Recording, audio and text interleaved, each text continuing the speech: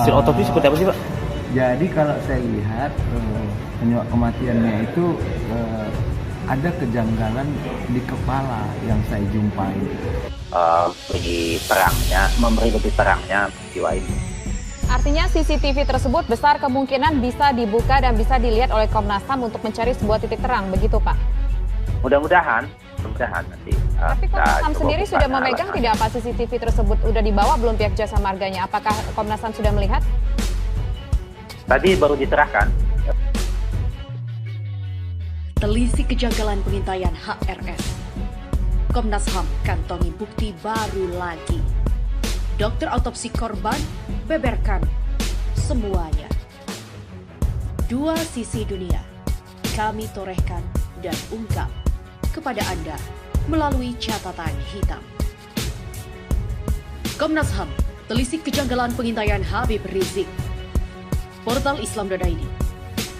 Kita lihat ini dari Komnas HAM, periksa dokter yang autopsi jenazah Laskar FPI. Komnas HAM bicara soal lebam, sebagaimana dilansir oleh Detik News ya. Kita bacakan. Jakarta, Komnas HAM memeriksa tim dokter yang mengautopsi 6 anggota Laskar FPI. Apa hasil pemeriksaannya? Begini, karena Komnas HAM itu juga berproses terhadap otopsi itu, yang kami dapatkan salah satunya jamnya tubuhnya. Jadi kalau misalnya jamnya antara mayat atau jenazah yang umurnya 1 jam dengan yang umurnya 1 hari, pasti jenazahnya berbeda, posisinya berbeda. Apakah sudah keluar lebam mayat? Pasti berbeda, kata Komisioner Komnas HAM Khairul Anam di kantor Komnas HAM, Jalan Latu Harhari, Jakarta Pusat, Kamis 17/12/2020. Nah, memang secara umum saya lihat ada kejanggalan pada kepalanya, pada bagian dalam kepalanya. Itu aja sih yang bisa saya sampaikan. Untuk di bagian tubuh yang lain, Pak? Tidak ada nihil. Tidak ada, paling sebatas seperti di tangan, di kaki, memar-memar kecil. Dibanting, Pak ya? Wah, nggak bisa saya terangkan ya. Lain kaji-kaji aja lah. Mau dibanting, nggak dibantingnya itu pokoknya yang bisa saya sampaikan. Bendanya itu benda keras ya? Ya udah jelas dong, benda keras. Tapi bagaimanapun masalah ini harus dibuat terang ya. Jangan sampai menyisahkan sebuah ketidakwarasan. Maksudnya begini, kita tahu bahwa ini sepertinya sangat bermasalah, tapi kok sepertinya jalan buntu. Ya seperti kasus Novel Baswedan misalnya. Bagaimana mungkin tiba-tiba penyiramnya ya sebelum adanya vonis ya, tiba-tiba cuma dituntut 1 tahun penjara hanya karena katanya tidak sengaja. Maksudnya adalah mau menyiram badan tapi yang terkena muka. How come jaksa berpikir demikian, menuntut rendah mereka yang terlibat atau dianggap terlibat dalam penganiayaan atau penyiraman air keras kepada Novel Baswedan. Nah ini kan mencederai rasa keadilan publik rasanya. Khairul Anam menyebutkan dokter menyampaikan terkait posisi, kondisi, waktu, dan temuan-temuan tim yang melakukan autopsi. Hal tersebut dinilai berpengaruh terhadap munculnya lebam pada jenazah. Jadi, kapan mulai mati sehingga itu berkonsekuensi terhadap posisi jenazahnya? Apakah muncul lebam luka, lebam mayat gitu-gitu, ada ujarnya. Ada 4 dokter yang hadir dalam pemeriksaan di Komnas HAM. 3 dokter yang langsung melakukan otopsi dan 1 dokter pimpinannya.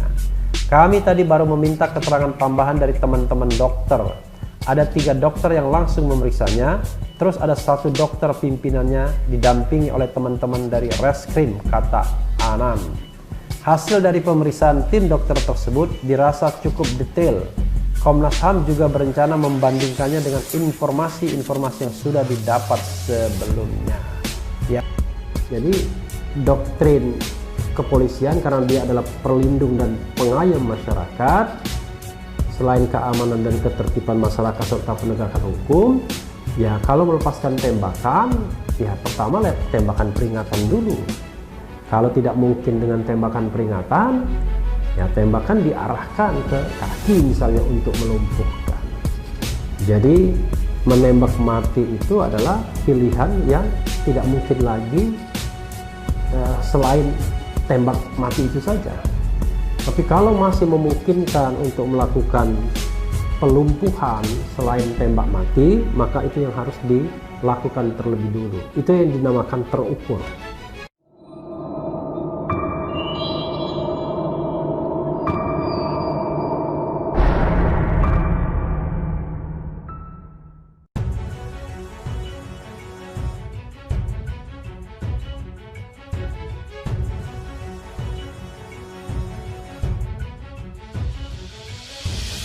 Komisi Nasional Hak Asasi Manusia atau Komnas HAM menelusuri dugaan pelanggaran penggunaan kekuatan sejumlah personel kepolisian saat mengintai para pengawal pentolan Front Pembela Islam FPI Rizik Syihab. Menurut Komisioner Komnas HAM, BK Ulung Hapsara, kepentingan polisi mengintai rombongan mobil para pengawal Rizik masih menjadi pertanyaan lembaganya. Di mana hal itu masih pendalaman, artinya pihaknya belum sampai pada kesimpulan soal prosedur standar atau SOP surveillance seperti apa dan tindakan tegas terukur itu seperti apa. Kepolisian sebelumnya menyatakan mengintai rombongan Rizik Syihab, polisi berdalih bertindak tegas dan terukur terhadap 6 anggota FPI pengawal Rizik. Polisi menyebut terpaksa menembak ke 6 anggota FPI itu lantaran menyerang dan terlibat baku tembak. Insiden itu terjadi di sekitar rest area kilometer 50 Jalan Tol Jakarta Cikampek pada 7 Desember lalu. BK mengatakan Komnas HAM sudah memeriksa lebih dari 25 orang yang ada kaitannya dengan peristiwa ini. Menurut dia, pemeriksaan dan pembuktian untuk melihat apakah para polisi yang mengintai tersebut mengikuti prosedur atau melanggar peraturan Kapolri nomor 1 tahun 2009 tentang penggunaan kekuatan dalam tindakan kepolisian. Komnas HAM juga menelisik kegentingan seorang pengintai sehingga perlu melepaskan tembakan. Komnas HAM juga menelusuri informasi bahwa sejumlah anggota kepolisian berseragam telah ditugaskan lebih dulu di kawasan rehab di kilometer 50 Jalan Tol Cikampek. Namun BK belum mengetahui tujuan para personel itu bertugas di sana. Pihaknya baru mendapatkan info ada polisi di area ini, tapi apakah polisi itu bertugas memang untuk kasus ini atau tidak, itu yang harus didalami. Saksi yang didapat Tempo melaporkan ada 2 polisi berseragam hitam-hitam menenteng senjata laras panjang yang sedang berjaga di tempat peristirahatan sejak Ahad petang.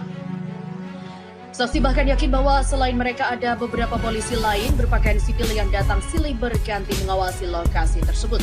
Namun ia tak bisa memastikan apakah kehadiran para pria misterius itu memiliki keterkaitan dengan penyergapan anggota FPI. Meski begitu, rekan saksi sempat bertanya kepada polisi ihwal keberadaan mereka di kawasan istirahat di kilometer 50. Temannya melihat mereka sedang ngopi dan ditanya ada kegiatan apa. Lalu dijawab dengan yang berbaju hitam, lihat saja entar, pokoknya spesial. Begitulah ucap seorang saksi dalam wawancara dengan Tempo. BK menyatakan informasi ini bakal didalami untuk mengetahui ada tidaknya kaitan dengan peristiwa penembakan 6 anggota FPI, termasuk memastikan maksud kalimat pokoknya spesial. Kepala Divisi Humas Markas Besar Polri, Inspektur Jenderal Prabowo Argo Yuwono belum menanggapi semua sangkaan yang ditujukan ke lembaganya. Polisi masih akan mengkonfirmasi hal itu. Kepala Badan Reserse Kriminal Mabes Polri, Komisaris Jenderal Listio Sigit Prabowo menyatakan bahwa polisi bekerja objektif tanpa menjawab ihwal keberadaan polisi berseragam di kilometer 50. Pihaknya sudah berusaha profesional, transparan, dan objektif. Begitulah kata Listio. Sementara Kepala Advokasi Lembaga Bantuan Hukum LBH Jakarta Nelson Nicodemus Simamora mempertanyakan kepentingan polisi menguntit dan memburu pengawal Rizik. Menurut dia, polisi sudah menaikkan status kasus kerumunan oleh Rizik dari penyelidikan menjadi penyidikan. Rizik sedang menjalani proses hukum yang sudah bukan penyelidikan lagi, tapi penyidik masih menguntit. Terus untuk apa? Polisian juga dianggap tidak konsisten ihwal alibi pengintaian. Awalnya, polisi beralasan mengintai karena ada pengerahan massa menolak Rizik ditetapkan sebagai tersangka. Kali ini kemudian berganti karena polisi sedang menyelidiki sebuah kasus dan menurut Nelson, dasar hukum kepolisian menguntit anggota FPI tidaklah jelas. Sementara wartawan senior apresiasi liputan Tempo yang berani ungkap tragedi tewasnya 6 laskar FPI. Koran Tempo dan grup Tempo boleh dikatakan sekuler, tidak pernah juga selama ini liputan soal bela agama Islam. Tapi, dalam kasus penembakan 6 anak bangsa dari Ormas Islam itu, mengapa Tempo demikian investigatif dan konsisten, serta tidak pandang mundur? Karena ini menyangkut HAM. Tempo sangatlah konsisten dalam pembelaan hak asasi manusia. Dan semoga Tempo bisa menyingkap sebenarnya mungkin apa yang terjadi sebenarnya dan siapa yang melakukan. Saya hapus cover koran Tempo Dan saya sarankan teman-teman untuk membeli koran dan majalah Tempo untuk mengikuti berita yang sebenarnya. Saya wartawan dan meski tidak aktif lagi, saya tahu mana yang benar dan mana yang berita abal-abal. Oleh Nani SDA.